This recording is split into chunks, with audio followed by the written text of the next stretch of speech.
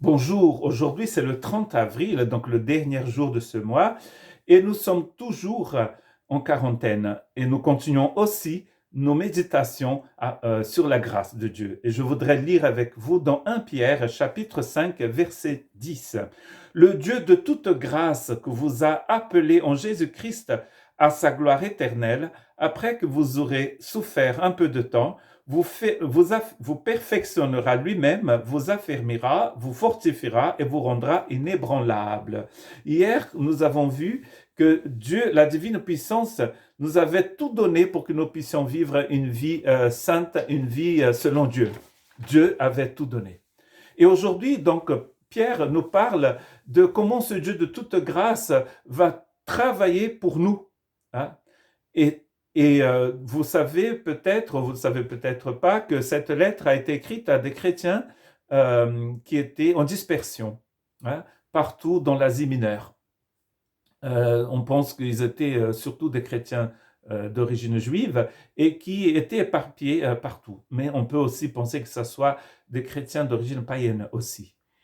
Et voilà pourquoi sont-ils étrangers. D'ailleurs, on dit qu'ils sont étrangers. Ils sont étrangers parce que ils étaient loin de chez eux, mais d'une autre, sinon on peut aussi prendre la chose d'une autre manière et dire que de toute façon, nous sommes tous étrangers sur cette terre. Moi, je suis franco-brésilien, un Français né au Brésil, français depuis 10 ans et brésilien.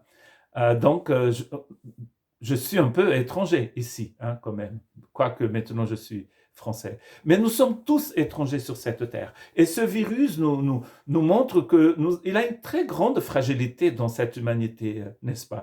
Un microbe peut faire autant de dégâts. Aujourd'hui, nous parlons d'ailleurs de récession ici en France, de récession aux États-Unis, au Royaume-Uni, de récession au Brésil, de récession partout, provoquée par un petit virus sorti de nulle part. Enfin, nulle part ici s'appelle Chine.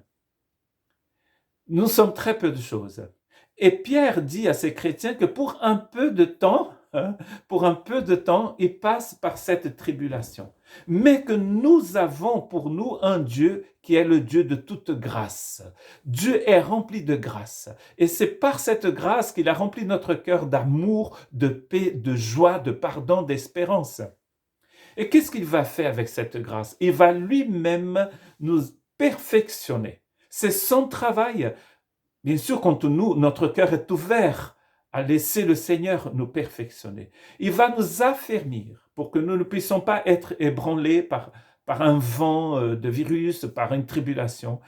C'est lui qui va nous affermir. C'est lui qui va nous fortifier et c'est lui qui va nous rendre inébranlables. Le mot ici vient d'un mot qui veut dire poser les fondements. C'est Dieu qui pose les fondements de notre foi pour que nous puissions rester inébranlables. Parce que c'est une chose invisible que cette foi, n'est-ce pas? Le virus est invisible à nos yeux, mais on peut le voir avec un microscope, avec un appareil. Mais la foi, elle est invisible. Mais les effets de cette foi en nous, elle est incroyable. Incroyable. Pourquoi? Parce que c'est Dieu qui rend cette foi inébranlable. Nous pouvons faire confiance au Seigneur parce que nous ne sommes pas dans le désespoir, même si nous sommes ici de passage, et nous savons que nous sommes de passage.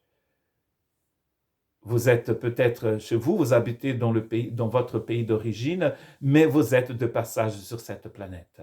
Et je vous encourage à faire appel à cette grâce, à faire confiance à ce Seigneur qui vous a fermi. Le même Seigneur qui nous sauve, qui nous donne la vie nouvelle, nous donne la vie éternelle.